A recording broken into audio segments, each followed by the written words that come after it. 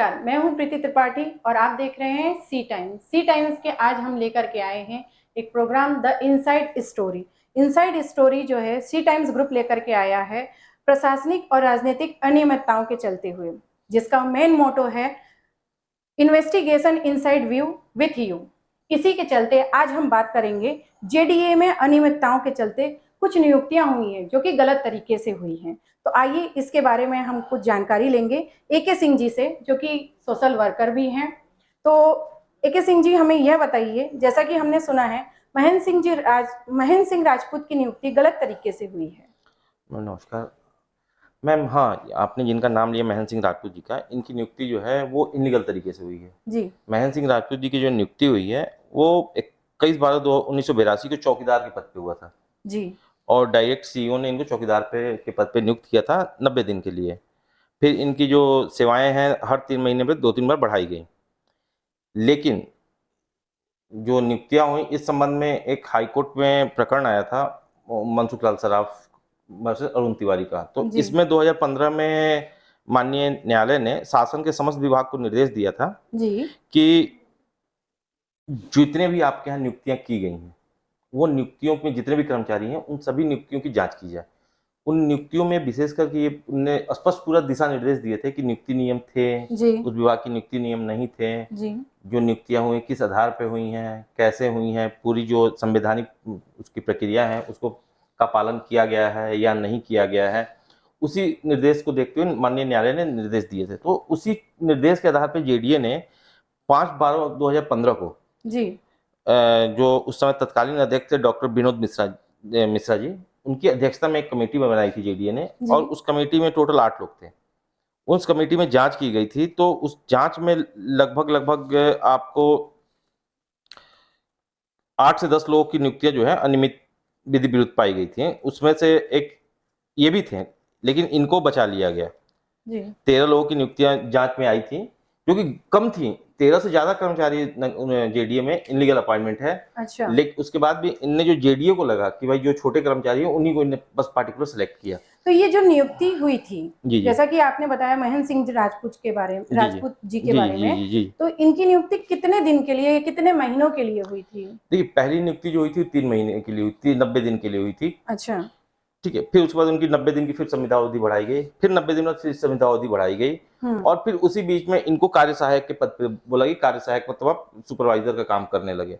तो ये सब चल रहा था ऑन पेपर, लेकिन ये पूरा इनलीगल था। जेडीए के सीईओ के ऑर्डर पे था, तो लेकिन इनलीगल इस था। नियुक्ति की किसी भी प्रकार से कोई जांच नहीं हुई, किसी ने केस नहीं किया? नहीं, किसी ने, चूंकि सब मिलीभगत है। एक तो पहले जब तक आरटीआई रूल नहीं थे तो कोई जानकारी आदमी देता नहीं था। और अभी भी आप किसी कर्मचारी की नियुक्ति से संबंधित जानकारी मांगेंगे तो आपको बहुत टॉर्चर किया जाएगा कि भाई वो व्यक्तिगत जानकारी हम वो क्यों दें, आपको उससे क्या लेना देना, वो क्या हुआ।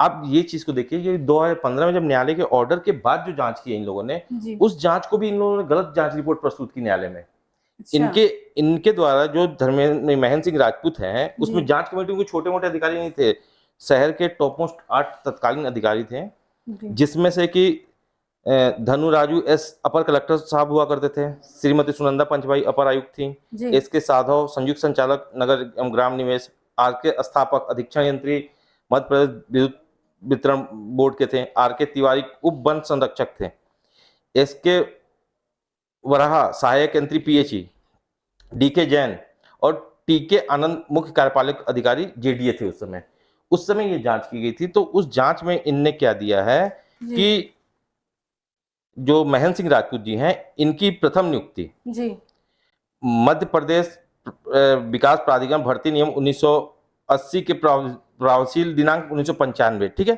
इसमें इन्हें देखो 1976 के नियम के तहत इनकी नियुक्ति की गई है। इनकी नियुक्ति 1/9/1982 का हुआ है, लेकिन 1/9/82 का कोई भी नियुक्ति आदेश जेडीए के पास नहीं है।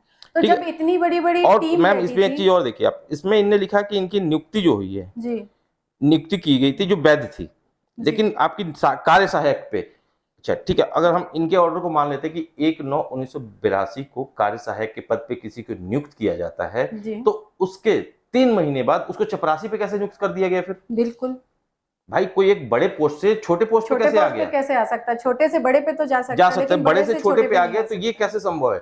और इस जांच रिपोर्ट में ये लिखा गया है कि उनकी नियुक्ति जो है 1/9/1982 को की गई, कार्य सहायक पे, जी। और कार्य सहायक के पद की नियुक्ति का कोई उनके पास ऑर्डर ही नहीं है 82 में।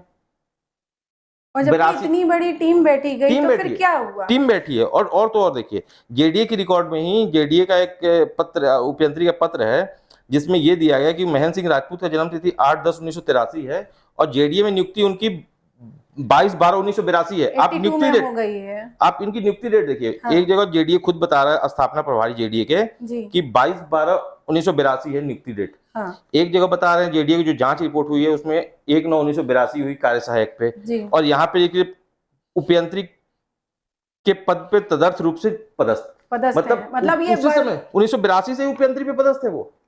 बताइए। और ये दस्तावेज जो है माननीय न्यायालय के समक्ष प्रस्तुत किया गया है।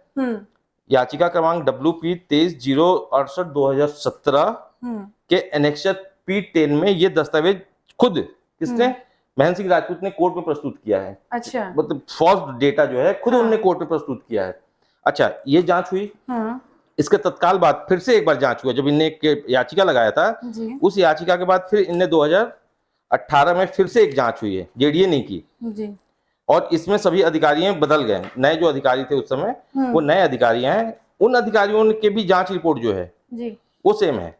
उस समय भी अध्यक्षता किसकी थी, डॉक्टर विनोद मिश्रा जी की। 2018 में 31/8/2018 की जेडीए की जो बैठक हुई थी उसमें राहुल फटीक अपर कलेक्टर थे, जी। फटीक सॉरी नाम में जो भी हो, इसके लिखार संयुक्त संचालक थे जी। गोपाल गुप्ता कार्यपालन यंत्री PWD, जो वर्तमान में भी कुछ दिन पहले ही जेडीए के एसी बनाए अपॉइंट किए गए प्रभारी, मतलब ये ऑलरेडी फर्जीवाड़ा में इन्वॉल्व है इसमें। उसके बाद जो नगर निगम की सीईओ थी, अपना नगर निगम सॉरी स्मार्ट सिटी की सीईओ निधि सिंह राजपूत, जानी मानी हस्ती है ये भी भ्रष्टाचार के नाम में, तो ये उस समय सीईओ थी। ये उनकी बैठक कमेटी है, इस बैठक में भी वही रिपोर्ट सेम लगा हुआ है जी। तो भाई आपने जांच कैसे की, कौन से कागज के आधार पर जांच किया, और ये कहाँ पे वैध नियुक्ति होगी, कैसे वैध नियुक्ति हुई, और उस समय पद कहाँ खाली था। तो कोर्ट और फिर कोर्ट हमारी क्या कर रही है? देखिए कोर्ट क्या करी मैम, कोर्ट के पास तो समय नहीं होता कि सारे दस्तावेज आपके एक एक करके देखे। कोर्ट देखता है न्याय, जो आपके जो संबंधित डिपार्टमेंट होते हैं उसके रिप्रेजेंटेटिव वहां पे उपस्थित होते हैं। हाँ। उस रिप्रेजेंटेटिव के आधार पे कोर्ट कोई भी कार्रवाई करती है। और चूंकि कोर्ट ने बोला है रिप्रेजेंटेटिव को, तो आपको मैं उसमें एक बहुत मजेदार चीज बता दूं जी, कि कोर्ट में एक OIC अपॉइंट होता है। ये जेडीए का ही ऑर्डर है OIC अपॉइंट करने का। जेडीए के मुख्य कार्यपालक अधिकारी खुद एक सेकंड क्लास अफसर है, फर्स्ट क्लास अफसर भी रहते हैं कई, तो उनने OIC अपॉइंट किया है। इस OIC में उस OIC का नाम ही नहीं लिखा हुआ है, किसको अपॉइंट कर रहे हैं। उनने अपॉइंट किया है वो थर्ड क्लास कर्मचारी है। अच्छा। आर के शर्मा। आर के शर्मा जी जो है वहां पे उपयंत्री हैं, जिनकी खुद की नियुक्ति भी विधि विरुद्ध है। अब वो जिनकी खुद की नियुक्ति विधि विरुद्ध है, वो दूसरे विधि विरुद्ध नियुक्ति वाले को कैसे रिपोर्ट पुटअप करेंगे। और इसमें बड़ी चीज है कि जो न्यायपालिका है वो न्यायपालिका इस चीज को देखती नहीं है जी। क्योंकि जो OIC अपॉइंट होते हैं तो मानिए अपने AG ऑफिस में ये पूरा डेटा जाता है, क्योंकि ये AG ऑफिस को एक कॉपी होती है, आप देखेंगी इसमें बकायदे जो इनके अधिवक्ता होते हों वो, और एक AG ऑफिस को कॉपी जाती है। इसमें कहीं भी मेंशन नहीं है कि किस अधिकारी को आपने ADO कौन है, ये सही एडमिनिस्ट्रेटिव ऑफिसर कौन है भाई, जेडी का एडमिनिस्ट्रेटिव और जेडी का प्रमुख खुद है वो। अब वो किसी को कैसे एक गजटेड अफसर अपॉइंट कर सकता है। वो चाहे तो चपरासी, हाँ वो चपरासी को क्या वो क्या बोलते हैं वहां पे OIC को अपॉइंट करके भेज देगा। बिल्कुल। तो अभी ये वर्तमान में किस कार्य पे कार्यरत हैं या किस पद पे हैं? देखिए मैम, इनके भ्रष्टाचार की तो बहुत लंबी लिस्ट है और ये वर्तमान में AE है। AE है और आप जेडीए में जाएंगे तो बकायदे इनका एक बहुत बड़ा सा मतलब 10x12 के से बड़ा केबिन है इनका व्यक्तिगत। चपरासी का अगर बोला जाए तो चपरासी का केबिन है जेडीए में। मैं किसी उस पे नहीं। और नियुक्ति के संबंध में अगर बात किया जाए तो मध्य प्रदेश शासन ने 1974 में यह निर्देश दिया था कि जो भी नियुक्तियां करनी है रोजगार कार्यालय के माध्यम से करनी है। उसका भी ऑर्डर मेरे पास है शासन का कि जितनी भी नियुक्तियां करनी है सब रोजगार कार्यालय के माध्यम से करनी है, अगर आपको इमरजेंसी में भी करनी है। लेकिन ये रोजगार कार्यालय के देन है क्या, ये 10वीं पास थे, 10वीं पास करने के बाद चपरासी बने और चपरासी के बाद उन्होंने पार्ट टाइम डिप्लोमा किया। पार्ट टाइम डिप्लोमा किया चपरासी रहते हुए। उसके बाद इन्हें आज कार्यपालन मतलब AE है, गस्टेड पोस्ट पे है, और उस पे भी इनने न्यायालय में 2-2 3-3 केस हाईकोर्ट में केस फाइल किए हैं जी। और उस केस में भी इनने सारे डेटा जो इंफॉर्मेशन दिए कोर्ट में, अधिकतम कोर्ट को गुमराह करने वाले दिए हैं। क्योंकि कोर्ट को ये चीज रिप्लाई फाइल करेगा कौन, उनके विभाग के वही फर्जी अधिकारी, तो कहां से कोर्ट पकड़ेगा उस चीज को। और इसमें मैं इंटरवीनर भी बना हूँ। जिस दिन से इंटरवीनर बना उस दिन से कोर्ट की सुनवाई बंद हो गई, क्योंकि अच्छा। चूंकि कोर्ट को भी एडजस्ट करने के चक्कर में आता है कि कोर्ट में हियरिंग ही ना हो हमारी। हाँ, सब इनकी सेटिंग रहती मतलब है। इनकी इतनी बड़ी एडजस्टमेंट है कि कोर्ट में इनकी हियरिंग ही नहीं हो पाती है कि कोर्ट इस पे कुछ सीरियसली वो कर पाए। तो आपने इसके संबंध में केस लगाया था? नहीं, मैंने केस नहीं लगाया। इनने जो मैंने इसके संबंध में जेडीए के सीईओ को लीगल नोटिस दिया था, महेंद्र सिंह राजपूत को लीगल नोटिस दिया था, और मध्य प्रदेश शासन को भी पत्राचार किया है, लेकिन इस पे अभी तक कोई कार्रवाई नहीं हुई। कोई कार्रवाई नहीं, कोई कार्रवाई नहीं हुई, सुनवाई ही नहीं, बिल्कुल नहीं। और मैं इनने जो केस फाइल किया महेंद्र सिंह राजपूत ने, मैं उस केस में इंटरवीनर बना हूं कि ये गलत तरीके से दस्तावेज कोर्ट में प्रस्तुत कर रहे हैं। और जब से मैं इंटरवीनर बना हूं तब से इनकी, मेरे हिसाब से जो मेरे वकील से बात हुई, तो अभी तक इनकी हियरिंग नहीं हो पाई है। सारे केस उठा के पेंडिंग डाल दिया जाता है। मतलब वर्तमान में इस केस में कुछ भी नहीं हो रहा है। बिल्कुल।